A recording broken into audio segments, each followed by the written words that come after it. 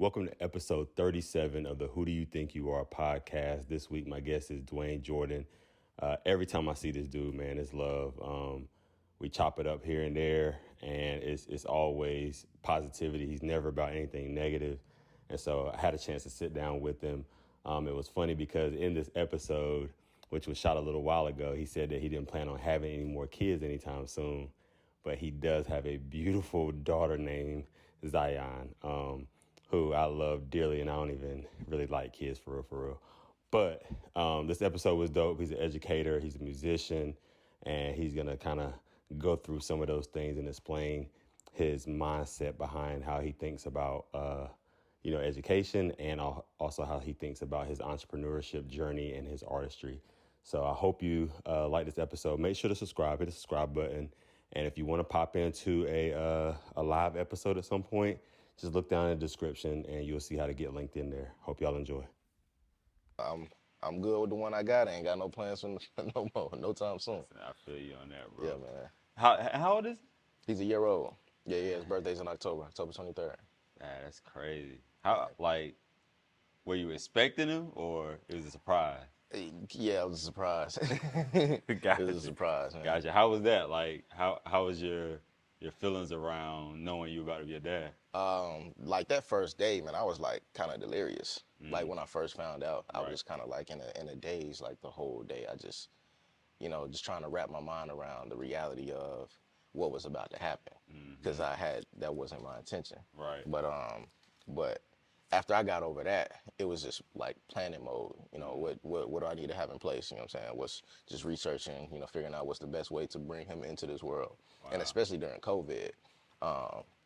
So think about that. Yeah, That's a whole nother element to it. It was kind of wild because I had just left the school that I was working at. That was the first thing. Okay. I was into moving to primarily operating off of my business. Right. Primarily full time. That happened.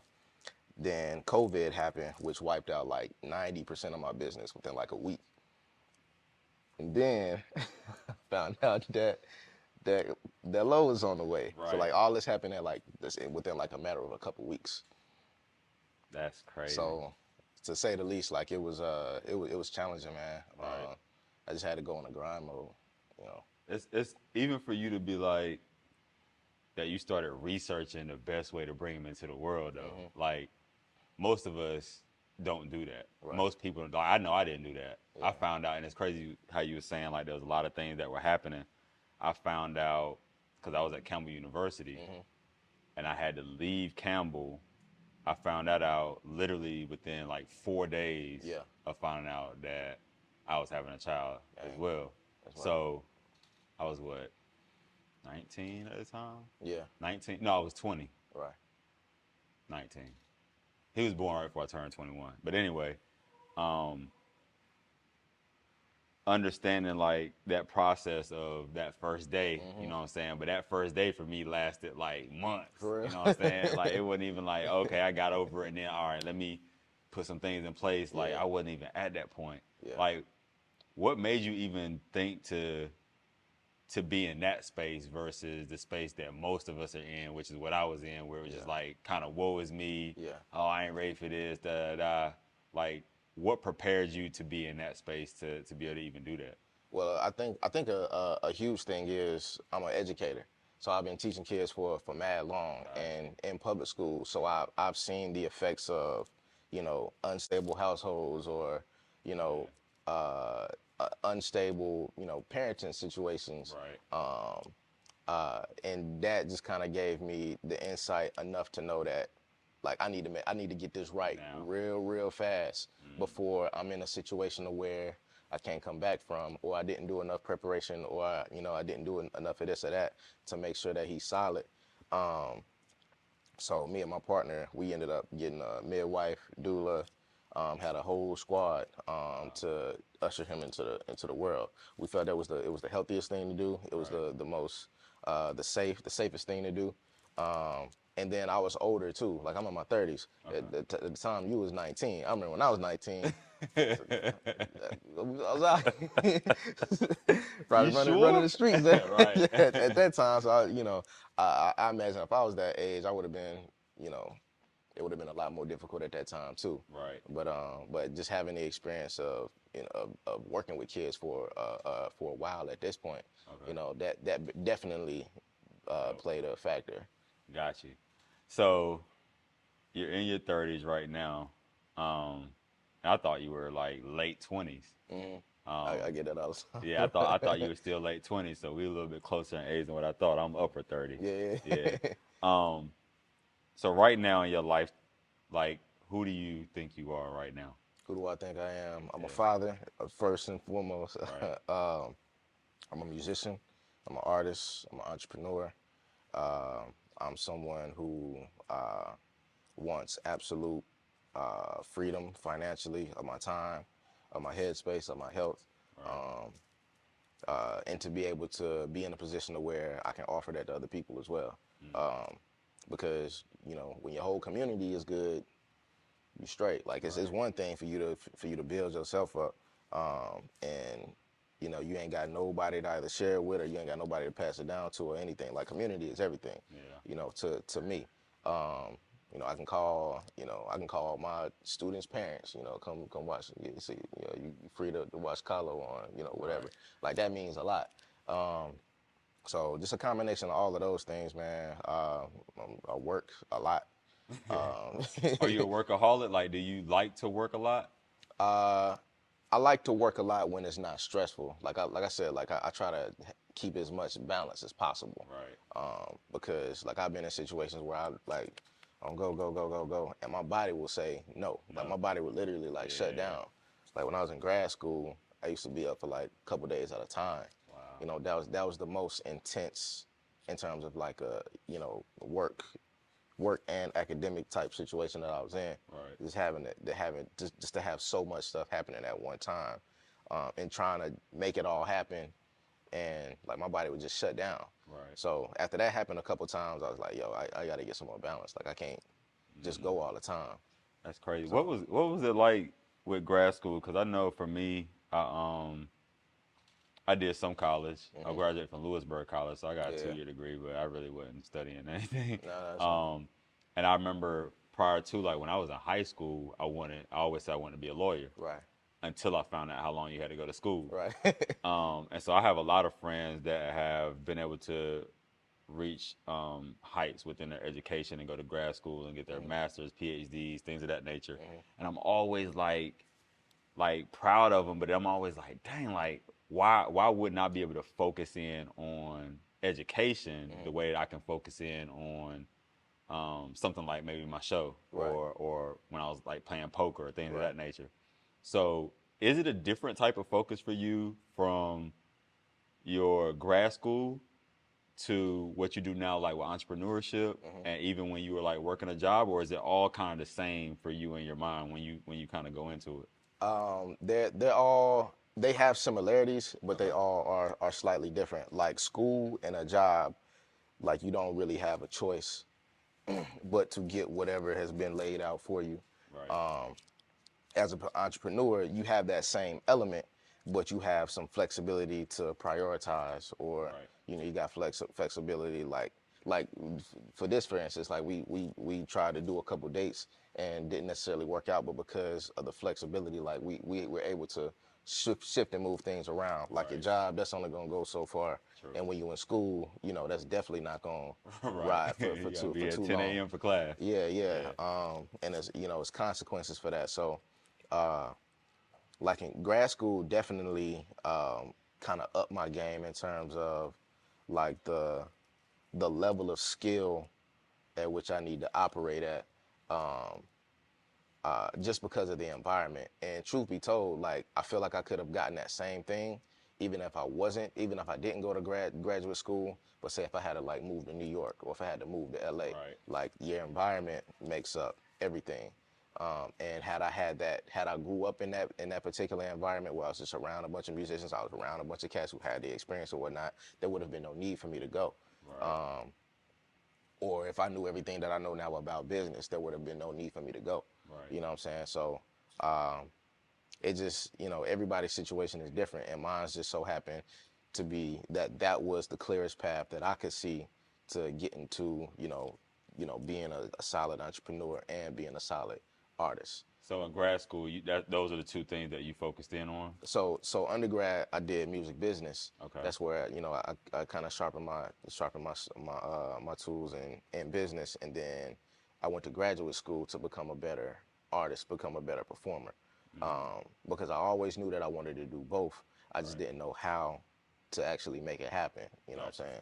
So I know a lot of people, college isn't what it used to be Right. for some people, depending on what your passion or your field is. Right. There's a lot of people that say, we shouldn't send our kids to school just because it's a scam, blah, blah. Do you find that going to school did what it needed to do for you? Yes and no. There are a lot of things that I gained from school that I definitely probably would not have gotten outside of me having that experience. Like Just what? because. Give me one example. So like when I first got on the scene out here, in order to get onto any scene, like you have to know where to go. You got to know where the jam sessions are. You got to know, how to get in contact with the people who are making stuff happen. Right. And before that, I had no idea. You know what I'm saying? At that particular time, social media really wasn't it really wasn't non-existent. Like Facebook had just happened. Right. And Instagram wasn't even we didn't have that. You know what I'm saying? We were still on MySpace at that time. You know what I'm saying? So, but the way people networked on on that platform back then was nowhere close to how it is now. Right. So it's just like having access to the information to say that, all right, all of these events are going to be happening. You know what I'm saying? And I would get this information from school or from my classmates. You know what I'm saying? Cats who had been on the scene. That's how I learned how to, kind of maneuver and learn the places that I needed to go to network, learn to go to, what places I need to go to, meet the right people and things of that nature. I learned that particular part from school.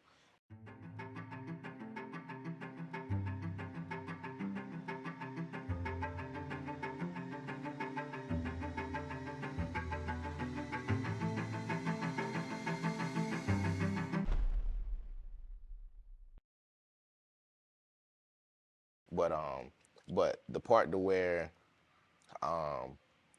the other side of that is people who don't necessarily go to school or don't choose that path.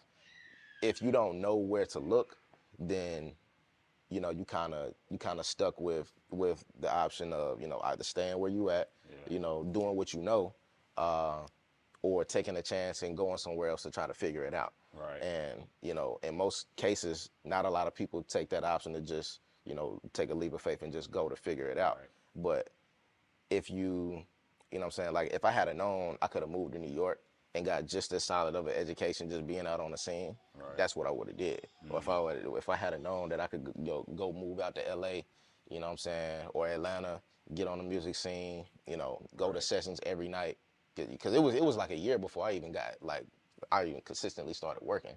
But that was from me going to stuff so much, literally every day, you know what I'm saying. And it took a while. I mean, a year is actually not that it's not that long, but it feels long. Yeah, it feels really long. Right. But you do that for a year to get on the scene, that's nothing. You know what I'm saying? You can do that anywhere. So that's why I say, like, yeah, school is good, but you don't necessarily have to have it if you know where to look to get what you're looking for. What didn't school teach you that you wound up learning once you just got into the minutiae of everything? Like how to do, like I learned like basic business skills. I learned how to play, but I didn't learn necessarily how to get the gigs. Or I didn't know how to set up contracts. Or I didn't know, They didn't teach how you that to music set up business? Well, so they taught you like general business, like marketing, microeconomics, macroeconomics, like accounting, like stuff like that. It's like stuff that kind of goes across the board. Right. But I didn't learn how to start my LLC. I didn't learn. I learned about performance rights organizations, but I didn't. It would have been more benefit for all of the students who are in the program to actually set up their LLCs, set up your performance rights organization, set up your all of your licensing for for all of your entities, and like that would have been a much better way to go about it. Right, because that's super hands-on at that point. Right, right. Yeah. And it's what you actually have to Got to do. do. You know what I'm Right. saying? Like once you leave school, it ain't no, turn this assignment in. It's, I need to gotta have your paperwork together so you can actually get paid. Right. You know what I'm saying? And that part Man. you don't necessarily learn in school, or even like how to save your money, how to invest your money, how to keep your money. As an artist, it's hard. Like you don't have like a 9 to 5 where you got like a guaranteed check coming in all the time. So you have to know. I had to learn like how to budget. You know what I'm saying? I had to learn how to like save and plan for, investments like long down the line, or like how to use my credit, like all that type stuff. You don't learn that in school. And I feel like that's like very Most important. fundamental. Yeah. Yeah, like that right there. You can take that level of skill and apply it to anything that you do. Right. But you're not gonna get that in school. Man, it was wild because I remember I had to be maybe 20, 25, 26, and I was reading through Ink magazine at the time, and they had almost said an episode. They had an issue where they was breaking down. I think it was maybe the top 50 or top 100 entrepreneurship schools in the nation. Right. And I remember reading. I'm going through, and I'm like, I didn't even know there was entrepreneur schools. Right. And then they was breaking down like what percentage of the staff was entrepreneurs. I mean, it might be this one got 100, this one got 98% of the staff is entrepreneurs, things of that nature. Then they were talking about like state-run schools or public schools like an NC State, but they would break down their entrepreneurship program and then break that. And I'm like, why am I 20-some years old and I don't even know that there's like entrepreneurship schools, because I probably would have went to one. Right. Well, maybe not, because I wanted to hoop, but I would have looked into it and maybe found a school where I could hoop at that had a very strong entrepreneurship school. For sure. And I'm just like, man, like that info sometimes isn't out there, or wasn't as out there as much when we were younger as it is now. Right. I know I was listening to a podcast too just the other day, and they were teaching students like those hands-on things, but they're teaching them from the age of from first grade on. Like they have to, that's it right there. They got to write a book and release a book every single year. That's dope. That's cool. And I'm like, man, like we were reading books, 30 books a month for Book It and Accelerated Reader, but nobody said ever when I was growing up, nobody said, okay, look, we're going to have you write a book. You're writing all these short stories and poems and this and that. We're going to have you write a book, and you're going to get this published, and then you got to sell this book every single year, and we're going to teach you how to track your expenses and budget and all of that stuff. Yeah. That's crazy. That's ill. Like I feel like, especially starting in middle school, every school needs a program like that. And they started at, they don't require their kindergartners to do it, but at first grade and up, all the way, and they go K through 12. Right. And you think about it though, like when you're in kindergarten or first grade, with you 5 or 6 years old. So by the time you turn 18, you got 13 years worth of experience. And that's your norm. You know what I'm saying? Right. That's your norm. And you think about it, like around about the same age, 25 is like when I really started getting hip to everything that all of these different tools that I can use to become a better entrepreneur. Right around that same age. You talking about somebody, so from 10 years old to 25, that's a 15-year head start. Wow. You know what I'm saying? Just by having access to that information. Right. Man. So when you were teaching, because you no longer teach, right? I'm still over at Shaw University. I'm a percussion coordinator there, and I'm an advisor over at Hillside. Oh, okay. So you still all right. So how is that with the students? Are you able to implement some of those things that they don't necessarily teach in the school, like kind of on the side a little bit, or right. Have those conversations? Right. We definitely have those conversations. And like the very first thing I said when I came into the program over at Hillside is like the number one goal for me is to make y'all all self-sufficient musicians. And the point of me saying that was like, you're not gonna always have the information or direct resources to get the information. Or the tools, so you're gonna have to figure, like, regardless of if I'm here or if the band director is here or whoever's around, you're gonna have to figure out how to get to this goal. And at that particular time, it was, learning all the rudiments, learning all this music, learning all these cadences, learning all of this, form and all this stuff. Like there's a certain amount of initiative that you have to take on your own Right. in order to get all of those things. And like just like over the course of the last few years, I talked to them about stocks, or I talked to them about using their credit, or I talked to them about how to start a business and things of that nature. Or and they see me do it, so Right. they know what's going on, but they don't necessarily, they're not in the mix yet. Like they still in high school, Right. and have not yet had the opportunity to implement those things themselves. Right. But yeah, that's something that's pretty major for me. Man, have you thought about starting your own program? I have, Yeah. yeah. I have, and one of the main reasons why I do want to start my own program is because in public schools you got a lot of red tape. Right. It's a And that's whole why I lot of, asked, like, were you talking to him, like, yeah. It's a lot. You got to get a lot of signatures. You got to get approved for this. Got to get approved for that. You know what I'm saying? You got like certain timelines that you got to Right. work around. So it's very constricting, Yeah. and it kind of takes the fire out if you actually even want to do it. Right. You know what I'm saying? Just because you got to jump through so many hoops. But that is something that I've been working on, like trying to figure out how to start a program, make it make sense, make it profitable for the students, and that they can run their own organizations. Right. Because people ask us to play all the time. Mm-hmm. Like Hillside, they all over the place. You Yeah, know what their I'm saying? band always been Yeah, popular. yeah, like all the time. So it's one thing to just go do a performance just to develop the experience. It's a whole nother thing to go do a performance. You get paid. Mm-hmm. You learn how to put your money XYZ places, how to put it in your business, how to use it, and like that's a whole nother thing. Right. So yeah, I've been trying to figure out like how to make that happen and make it make sense. Yeah, I think that'll be really big, not just for the high school students, but college Yeah, yeah, students for as sure, well. for Because I sure. know, I don't know how it is now. I ain't been around a lot of college students, but I know when I was in college, I won't think about college like Yeah, I yeah. should have been. I like, there was a few of my friends who was really kind of locked in, Hmm.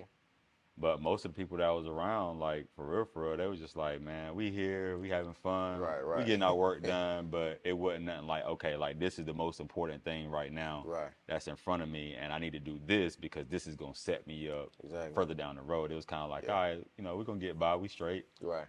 Um, and I know even personally, like I've been starting to look into more opportunities just recently of trying to figure out how I can instill certain things in the youth and college and below Hmm. to try to make sure that they don't make all the same mistakes that I made just because they don't have access Right. to the information. Right. For sure. Yeah. For sure.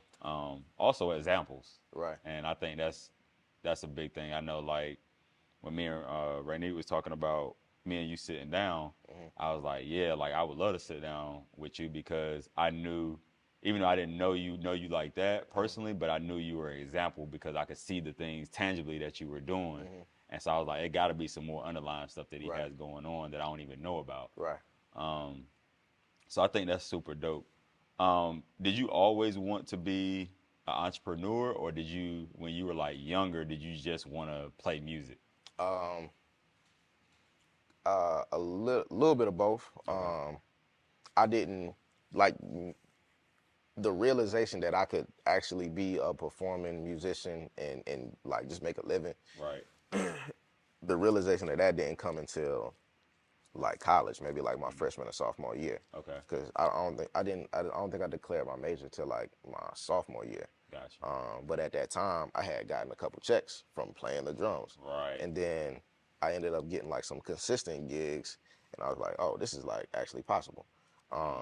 But as far as entrepreneurship is concerned, um, like I started working when I was 11, working with my uncle Man. doing like tree work. Okay. So, but my whole thing around that was I just wanted to like I got tired of asking my mama for stuff that Yeah, I want your wanted, own stuff, right? and she gonna say no. Right. You know what I'm saying? Yeah, and I got tired of that. So like just the whole process of um, coming to, a consensus with my mom. Like, yo, I really want my own money. So one, you ain't got to and the stuff ain't got to come out your pocket. And Right. then two, I'm gonna get these skills and learn how to go work. So that's what I did. So it wasn't. I didn't have it zoned in like I want to be an entrepreneur, but I just knew that I wanted like a certain amount of independence. Yeah. I didn't want to have to rely on people for whatever. Man, it's crazy, man, because I be sitting down with so many people who, when they were younger, were thinking on a whole different plane than what I was thinking on when I go back to, okay, when I was 11 years old, what was I thinking about? Yeah. And it wasn't working. I'm just like, man, like I was super zoned into basketball, but outside of that, you know, video games or whatever the case may be. Yeah. But I'm like, man, like if I had been zoned in like that, because one of my friends, matter of fact, one of my best friends, he was working since he was maybe 10, 11 years old. Same thing. So when we started getting in middle school, high school, he always had the new Right. J's, this and that, but he bought his own stuff. Right. Right. And that was the whole thing. He was like, yo, my mama ain't got it, so Yeah. I can go get it. And I was like, bro, I'm about to go hoop. But I'm like, if I had did both interchangeably, where would my mindset have grown to by the time I was 18? Right.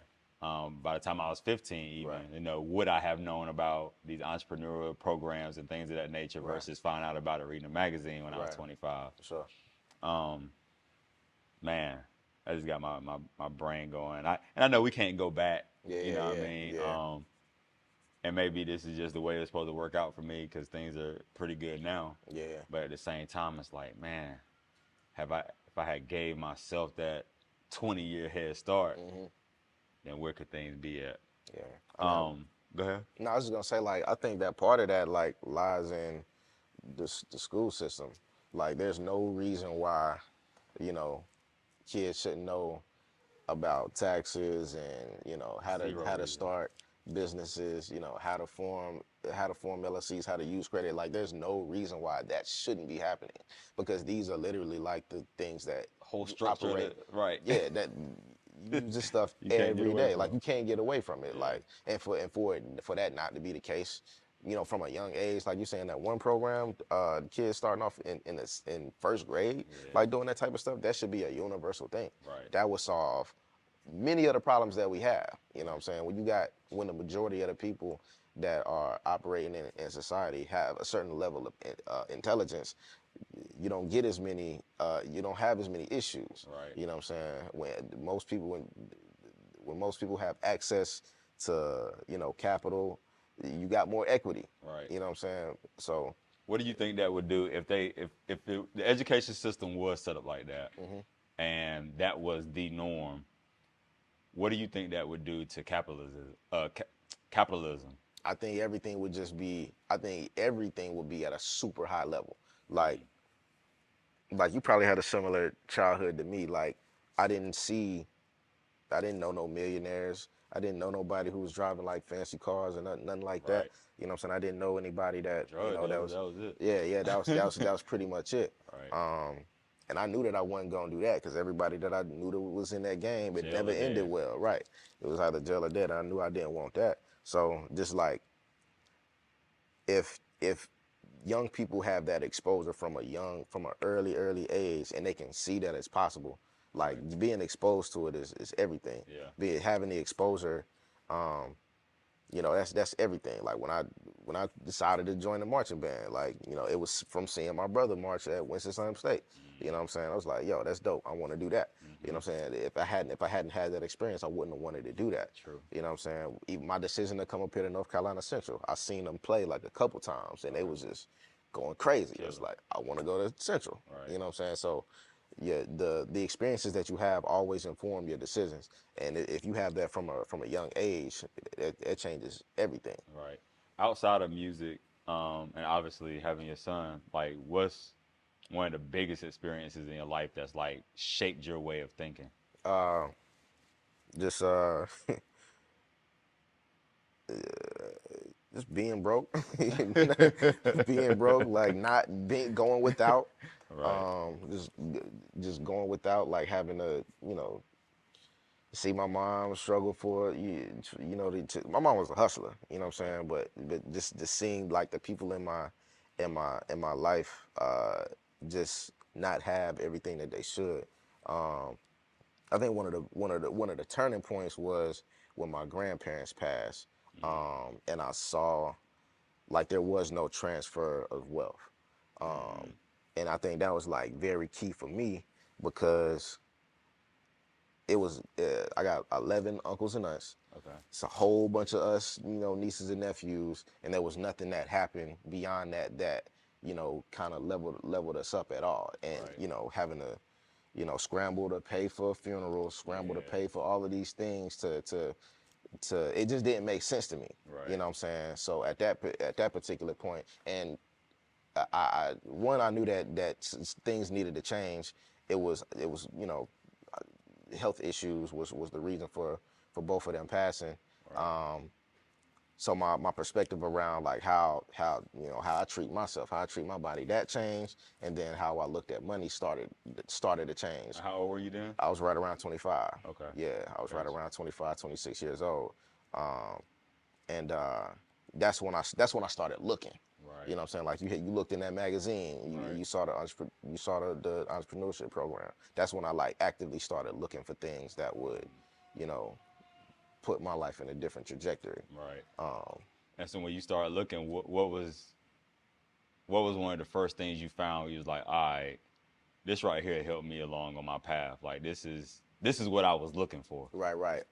Like how to use credit. That was one of the first things, and then like real estate. Okay. Those are like probably two of the main things that I found. That the main two tools that I found that you can use to get ahead, Right. or to you can use them. You don't have to have any particular skill set in order to use them. You know what I'm saying? They're universal. Yeah. You know what I'm saying? You can all there's no more land that's gonna be made. The Right. property value is always gonna go up. Yeah. You know what I mean? You're always gonna need access to money of some sort to start your business, Always. pay bills, whatever the case is. You're always gonna need access to it. So like figuring out like how to maximize that. Gotcha. You know what I'm saying? Those are like two of the main things. And so where'd you grow up at? Charlotte. I'm from Charlotte. Charlotte. Okay. Born and raised in Charlotte. So you went through high school in Charlotte? All right, and then that's when you went to Central. I went to Winston-Salem State Winston-Salem first, and State then I went first. to Central. Got you. Okay. How was growing up in Charlotte? Because I know Charlotte. I don't know a whole lot about Charlotte. I just know it's the largest city in the state. And I hear now it's growing, one of the Crazy. fastest growing cities in the nation as well. Yeah. But how was it growing up there? I mean, it's just like any city. Like you got your certain places that you cool at, and you got certain Right. places that you just ain't gonna go. Right. It's definitely not the same city that it is now. A lot of the infrastructure, a lot of the architecture was not there Right. at that particular time. It was still one of the most rapid growing cities Okay. when I was growing up. And like 85, like they've been working on 85 since I was a kid. Like I literally remember, going back and forth up and down 85 my whole life. Right. You know what I'm saying? That's always been a thing. Like it's always been a growing.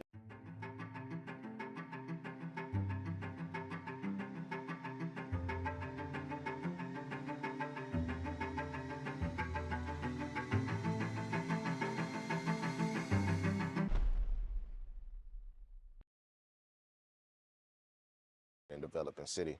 But I mean, it was cool though, man. But the majority of my family that are in the South are in Charlotte. Okay. And like the other half of my family is up north. Gotcha. Have you ever thought about leaving the state? I have. I have definitely thought about leaving the state. I've considered New York. I've considered Georgia, like Atlanta, and I've considered out west. And I've considered like moving out the country too. But it's just figuring out what makes sense. Gotcha. Yeah. Yeah, I never. Have you been out the country? I have. Yeah. Where to? I've been to Mexico and Colombia. Gotcha. Yeah, I never been out the country. Yeah, you gotta make that happen. That's what bro. everybody keeps saying. gotta make I that never happen, really, dog. because I'm not a touristy person. All I really want to do is eat. One. Outside of that, I just can't. In my mind, I can't wrap my mind around saying, okay, I'm gonna go to, let's just say Paris, because people love Paris. I'm gonna go to Paris. I'm gonna spend $2,500, $3,000 to go to Paris, all in, and I'm just gonna go and eat at different restaurants. because outside of that, I probably ain't gonna do too much. I might go by a Yeah. museum or two, Yeah. but Excuse it's me. like, man, like I would much rather just go to Chicago Hmm. and get me some deep dish pizza or something like that. Yeah. But people keep saying, yo, but once you get out the Yeah. country and you feel it, It's then different, bro. you gonna, It's different. Like man, just seeing like a whole nother, just being exposed to completely different cultures other than what you are used to. here, yeah. That's something in and of itself. That's a whole vibe in and of itself. I might have to. I'm gonna have to do it. I'm gonna have to set a date though. 'Cause if I don't set a date Right. that I gotta do it by, I ain't gonna do You it. got your passport? Nope. Yeah, you gotta get that first, bro. Right. I know. Yeah. Like, man, I remember it was God. It was back in like '07. I was like, I'm gonna go get my passport tomorrow. Yeah. And then I ain't go, and I was like, man, I don't care about no passport. I just never, Bro, never, you never gotta went and make got. that happen, bro. You gotta do that. So it's like there's no place that you're interested in going and checking out. Um, the only thing that really kind of piqued my interest, and this is because I played poker, was Monte Carlo. I was like, yeah, I go play poker in Monte Carlo. Okay, I dig it. But I don't know. I don't even know where Monte Carlo is. Right. You know what I'm saying? Like I'm just saying it because I see a nice casino up there and Right, da for sure. da da. Somebody told me I should go to Greece. Uh-huh. Uh, and then where was the other part? Somebody told me Bali. Mm-hmm. It was like Bali is super super scenic, super nice. But for real, and maybe just because I haven't experienced it. Right, right. Because if I go one place, I might be Yeah, like, you you gonna know you gonna what? want to Now I go need to go again. ahead and go Yeah, here and go there, da. So it's possible. I don't know. Part of it scares me though. for real. Yeah, I Like mean, just like what? because like you said, we so used to America, Mm-hmm. and you would think I'd be scared to be here, Right, right, right. but because that is such an unknown as Mm-hmm. well, and it's like, man, like if I go over there, let's say for instance Dubai, Mm-hmm. like Dubai, they had a whole separate set of rules that they live by, Mm-hmm. and so then what if I step outside of that, and then my mind like, man, I get locked up, Right, and right, I right, don't right. watch so many movies, bro. Right. Nah, I mean, all of those are legitimate fears, bro. All of that is legit. Right. All of that is legit. And it's funny, like you made the comment about, we so used to being here. Um, when I when I went to Colombia, man, talking to like some of the locals there, Right. about like what's their like living experience, like how do they like it there or whatnot, what they think about America. They was like, man, or would they ever come to America? The majority of the time, they were like, nah, we ain't going to America, bro. Y'all, Wildin'. y'all We see the wilding news. over there, bro. Yeah, like that, and like just knowing that you got all these people from across the world and they can see what's happening here. They the media forms a lot on a mass level forms Right. people's opinion about what they think about it unless you actually go there. And like most of the folks are like, nah, we ain't going to America, but y'all, this is crazy out there. Y'all got guns, y'all be shooting people, killing all this and that. And it's just, I don't know, bro. It's you have to have the experience for yourself to kind of, To weigh it out. yeah. And I got the bug. Like I feel like I got to travel Ready to at go. least a couple times. I'm Right. planning a couple trips right now. Or where to? I want to go back to Colombia, and then I want to go to Africa. Those are like the two most immediate Okay. places I want to go. What part of Africa? Where at? We were talking about going to Ghana. I do want to go to Nigeria, but right now it's not a good time right now because there's a lot of war going on right now. But those are like two of the main places that I want to go. I'm wondering how Africa's gonna be 30, 40 years from now, because they racing over there today, gonna Right. build Africa up, Right. so to speak. And I'm wondering how Africa is gonna be viewed, when we're 80, 70, 80 years old, and what it's gonna look like, how it's gonna form and shape. Because part of me is like, okay, if the right people are building it up, Right. then all right, cool. Like, but that ain't normally what happens. Right.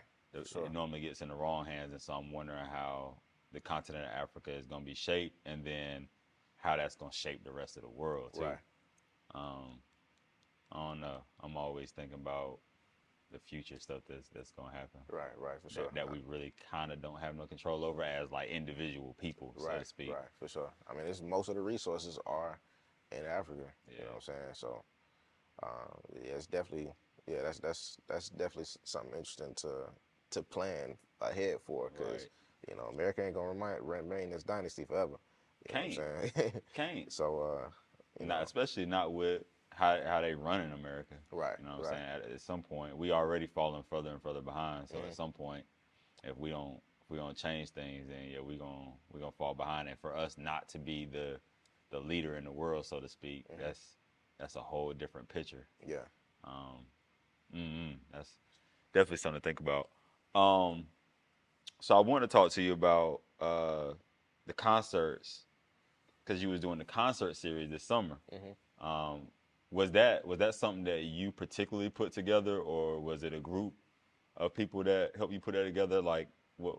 So How did it that kind of form? so it was I assume you're talking about the playlist series Yep. or Black The American Music Series, the one at Durham Central Durham Park. Central Park. So that was a collective of folks. Okay. It was Durham Central Park, uh, my organization, Dark Knight Management and Productions, WNCU, Mm-hmm. 90.7 FM, the radio station on North Carolina Central's campus, Uh huh. um, and a guy called Quest. He's a videographer. He did Okay. all of the video production, and the playlist series.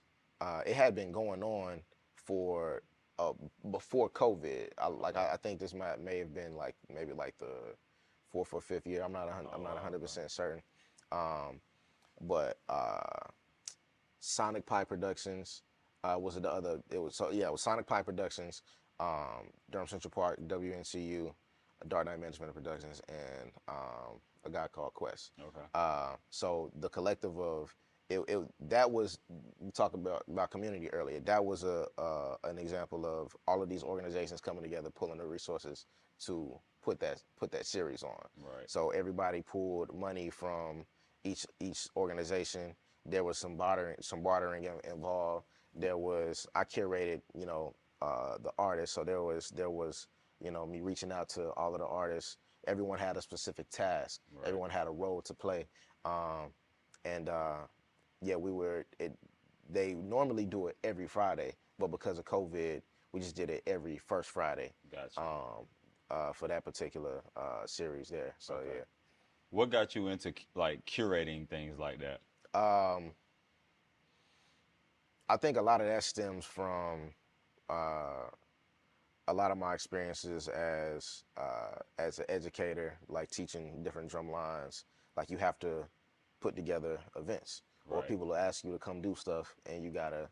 I learned that whole piece about putting the events together from well, now I went to Salem State too, because I worked for the auditoriums, and they used to throw concerts and all of that stuff Okay. together all the time. That was like my first experience as like a stage hand, Gotcha. stage manager, all of that stuff.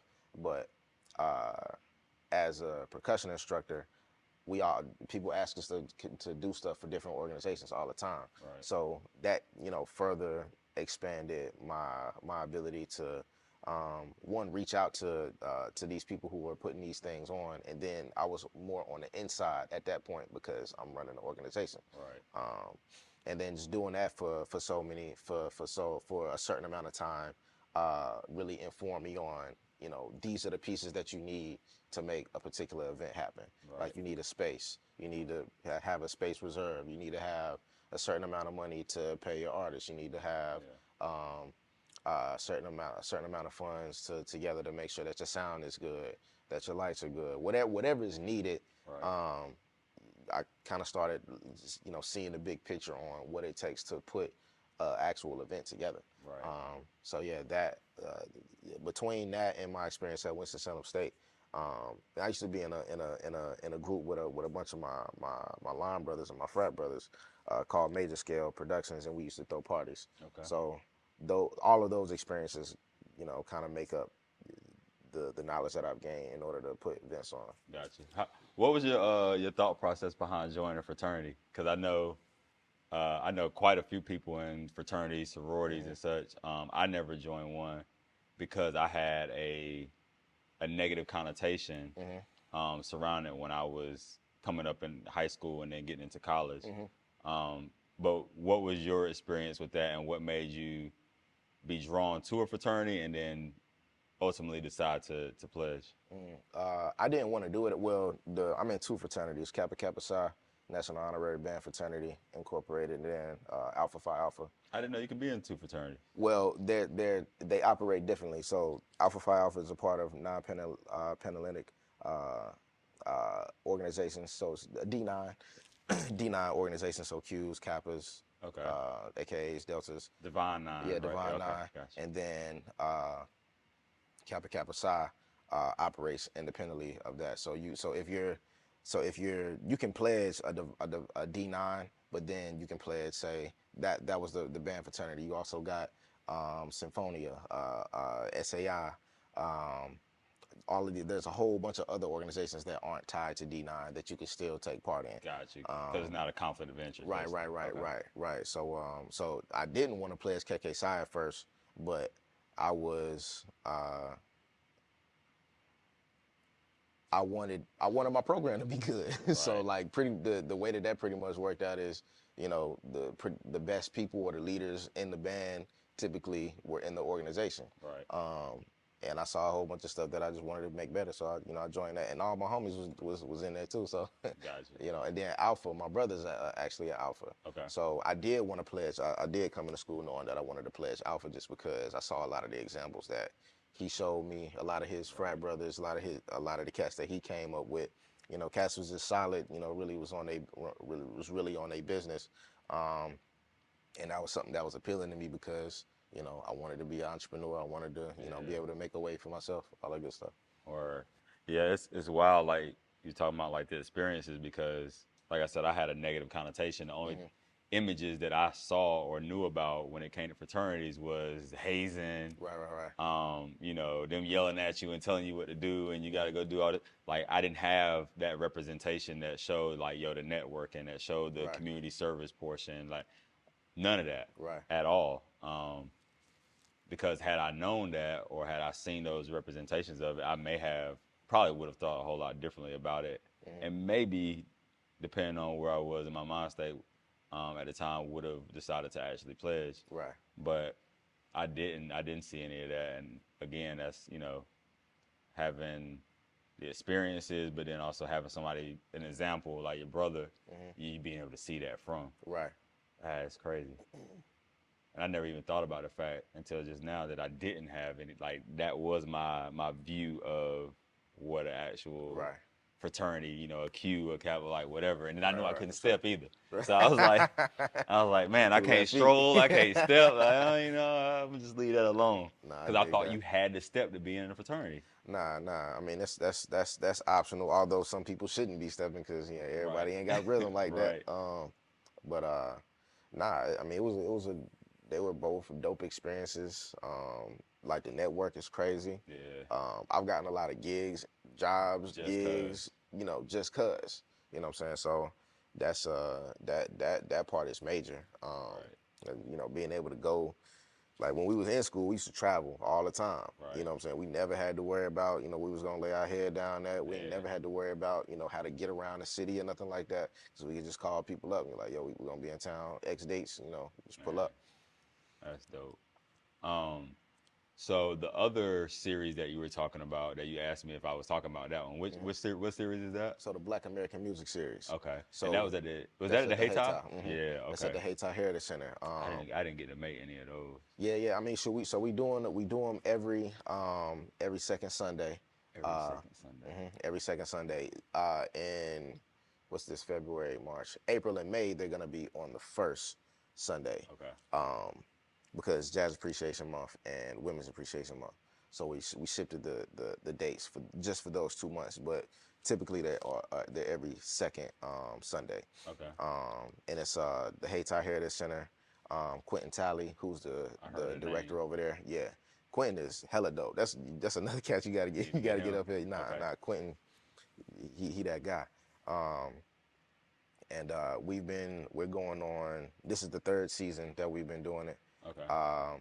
And it's a tribute series to all of the masters of our genre of Black American music. Not just what people call jazz or American classical music. It's just a celebration of Black music in general. So like this year, We've done Stevie Wonder, Shaka Khan. We just did Charlie Parker. We Okay. started off with like all of the Black American music masters that came out of North Carolina. So like Nina Simone, Max Gotcha. Roach, Thelonious Monk. Like that's how we did the first season. But yeah, just expanding it from there. Right. So what's your overall vision with your personal organization? Um, I mean, obviously you have a mission statement, things of that nature. So kind of tie that into where that is going, where you see that going years from now. Right, right. Uh, Eventually, we will be a global entity that provides, musical experiences, and education. Um, uh, because those are the two key things that I do, how I operate, and being able to give artists opportunities that they may not otherwise have, or to expose them to larger audiences. Right. That's the immediate goal right now for Dark Knight Management Productions, is to, we're working on everybody's projects, Right. that's working with Dark Knight right now, and the next step will be curating our own concerts, or bringing people in to the Black American Music Series, or any other concert series that we want to put on, regional artists or national artists, Right. and connecting the two, because like Durham, North Carolina in general has a lot of Talent. crazy Yeah. soil in terms of talent. Everything from musicians, writers, poets, like It's there. it's some dope cats that's out Right. here. But Durham and Charlotte, or just North Carolina in general, is not the first place that you think of when you think about where to go look for some talent at. Right. You know what I'm saying? Although, a lot of the top cats came out of North Carolina, was born right here.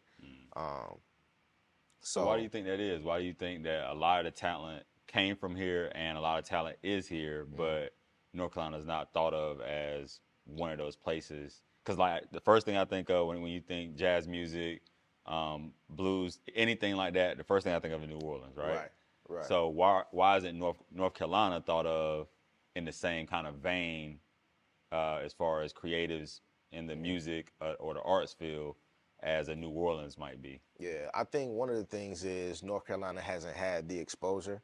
Um, like we've had a lot of people come out of North Carolina, but it'll be by way of New York, or it'll be by way of, Gotcha. like cats will come up here. Like J. Cole, he moved to New York, Right. and got on up there. And that's the story for a lot of cats. Max Roach, he grew up here, but he moved to New York. Right. Um, um, and got well known in other places. And that's kind of been the story for a lot of quote unquote famous people, or figureheads, and Right. in all of these crafts. People that they grow up here, but then they go leave in other places, and go other places, and then don't necessarily, um,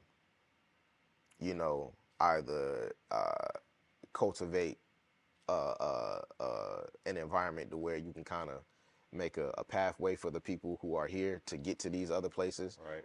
while still, representing North Carolina. So yeah, I mean, I think it's something that definitely is changing, Okay. because just simply like within the last 15 years or so, we've had more well-known artists come out of this area, um, but it still pales into comparison to Right. how many cats have actually come out from here, um, that are known in so many different realms. Got you. So how would you, because I know when we were talking before, I was like, yeah, would you wind up moving from North Carolina? You was like, if it makes sense, da da da. Mm. If you were to move, then how do you, as you continue to blow up and do certain things for artists, like how do you still look back at North Carolina and say, make people remember or understand that North Carolina is this place that needs to be kind of looked at in that particular light? Well, I won't stop doing, even if I was to move anywhere else, the Black American Music Series would continue to go. Like all of everything that I'm involved in would still continue Got to you. go. Um, and like I said, bringing people from other places and bringing them here, Here. Yeah. so that they can, like all the artists every artist that I've ever met on any level, major cats, cats on every level. Everybody loves coming here. I haven't had any experiences with working with anybody and they did not enjoy Right. coming here. Which and that was also kind of strange.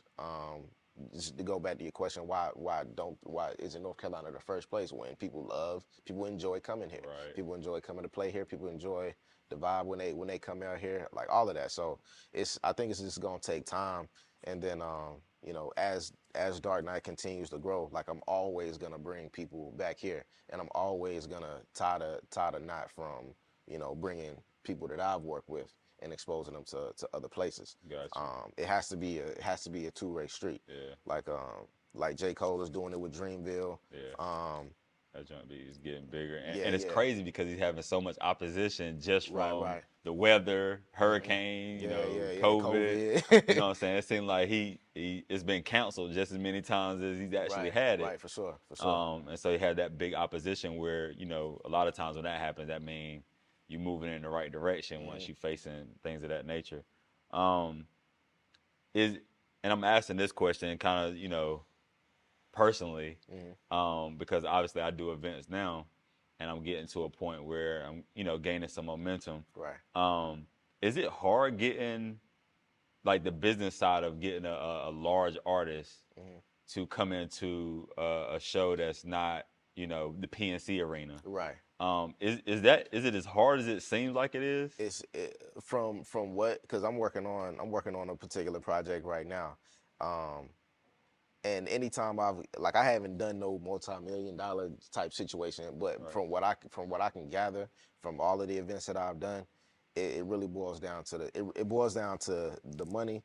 It boils down to the draw that they have in that particular area, because you can look at analytics and see, say you trying to bring Lucky Day into town. Right. You can look at the analytics and see, how many people in this area are actually listening to him, to Right. see if it even makes sense. I mean, for on his end, he's thinking, does it make sense for me to go to this city? Are people even gonna come out? On my end, it's the same thing. Is there enough demand for this artist to come through? Right.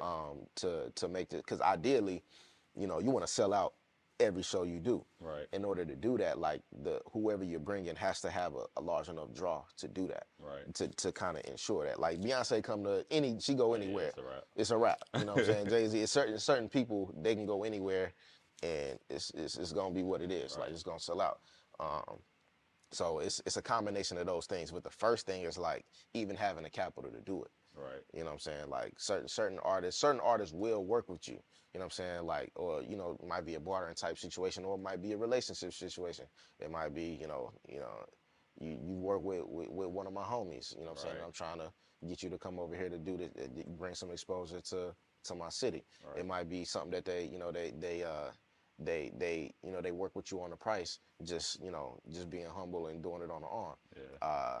But you still got to have like a certain amount of capital just to make it happen. Period. Right. It's a whole lot to because I'm new in all this, the past few years, and Nah, just you've been killing the game though, bro. I You've been killing, appreciate bro. it, man.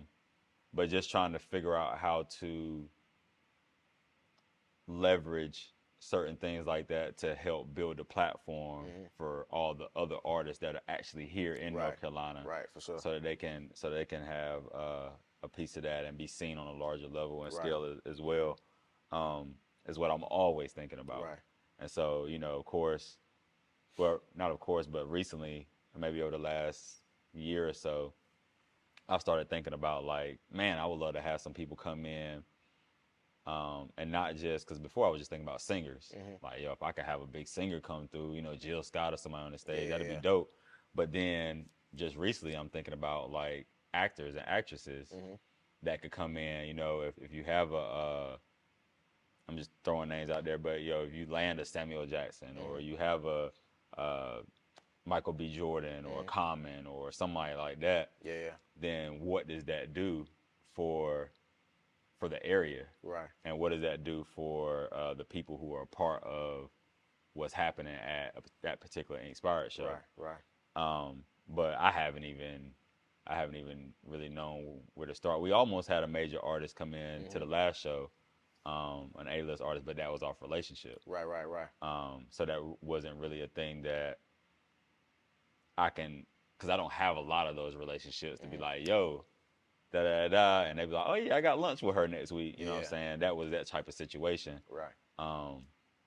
So I'm like, man, like, what does it really take, to get those type of artists in for something that's going to be on a much smaller scale than what they're normally doing? Right, for sure. I think, like for me, a lot of the relationships that I've had, like I said, like when I first got to school, I was going to stuff all the time, and just being out, going to as many networking events as I can. Like this year for one of the groups, the wedding band that I have, Party Vibes Band, I go to every wedding conference that there is. I go to them. It's one this upcoming week. I go to as many of those things as I can to meet as many people as I can, to start fostering as many relationships as I can. And a lot of times, like it takes a little bit of you just got to be patient. You know what I'm saying, for those relationships to start bearing fruit. But just like continuing to put yourself out there. And then another one of my things is like traveling more. Right. Like going up to the scene in New York, or going out to the scene in Atlanta, or going out to the scene wherever. You know what I'm saying? Like I have friends in all of those places that are involved in the scene. So like for me, like I struggle with like trying to line things up perfectly. Like I'm set a date. In terms of like traveling, I struggle with that because things constantly change all the time. Right. So it's like every time, like for the last year or so, for the last couple years actually, that I've planned to get to New York, something always happens. Always. You know what I'm saying? COVID kind of like messed it up for a long bit, but like going to where the stuff is actually happening, like where do all the writers go? Where do all of the actors go? Convene every year. Where do all of the musicians convene at? What are the major festivals that all the cats go to? Right. And I've been looking more at those things and figuring out like how do I get to, Revolt Conference, or how do I get to the Essence and all, and what are the networking events that are happening around those things, how can I get into those rooms, Right. so I can actually meet these people and start building on relationships. And then just invest the money to be able to do that. And that makes sense. Yeah. I actually was looking at, and I forget the name of the festival, but it's a festival down in, I want to say in Florida, that's coming up soon. But it's basically like all the black people in Hollywood were recognized at this festival before they started like blowing up. Yeah. And got to the Essence and, Golden Globes and all the Oscars and all that stuff. Right. And so I was looking through and really kind of combing the website, but prior to that, maybe a month ago, I had never really even, somebody sent that to me. I had never even thought about actually having it where I'm looking for exactly where they are. But that made sense because the first thing I did when I said, okay, I'm gonna do a poetry show, I'm like, let me go where the poets are. Right. So the fact that I didn't even make that correlation Yeah. until you just said something, it's kind of wild, but that makes sense. That makes sense. Man, it's crazy. Like just sitting here talking with you, because how long have you been doing, like actually curating shows? Like the last 3.5 years or so. Okay, so we started about the same time. Yeah. Man, that's crazy. And Now, so I've been in positions to where I've had to curate shows, but it wasn't like I was actively going after those things. Right. Those opportunities kind of came, and I had to take on the responsibility of like putting together a whole show. Gotcha. You know what I'm saying? So how long that's have you kind of been like how it trickled in. how long have you like been curating? Like people even asking you, like, like that's like been the a last while. 3.5 years. Okay. Oh, you talking about in total? In general, yeah, in total. Since college? Yeah, probably since college. Yeah, See, you've been doing the thing for probably a since minute. college. Yeah, I was like, you ain't started 3 years ago, not for real. Nah. Because I don't know, like,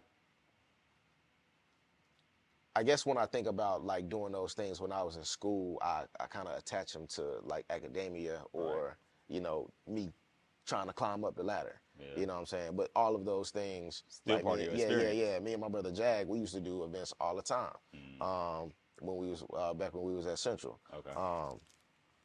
We had a band, We Are Venom. He's an MC, dope, super dope artist, visual artist. He does pretty much everything, Everything. tats, all that stuff. And we used to do shows we used to curate shows all the time. Okay. So yeah, that was back when, shoot, that was back in 2013, 14. Yeah. So yeah, it's kind of trickled in, but these last couple years has been more of a focus of like intent, like more intent Right. on what's going on. Got you. What are artists missing? What are artists missing? Yeah, where are they missing that they could be doing? Uh, like just like for their brands Yeah. or To further what they want to do, like whether it's a visual artist, whether it's a poet, whether it's a musician, whether it's a singer, whatever. Like, what are artists, especially here in this area in North Carolina? Because, like you said, there's a lot of talent here. But what are artists not doing that if they did more of, they would be a whole lot further along because their talent would be able to shine. collaborating and utilizing each other's resources. Like over the course of the last few years, all of the stuff that I've done has been off of relationships and utilizing each other's resources.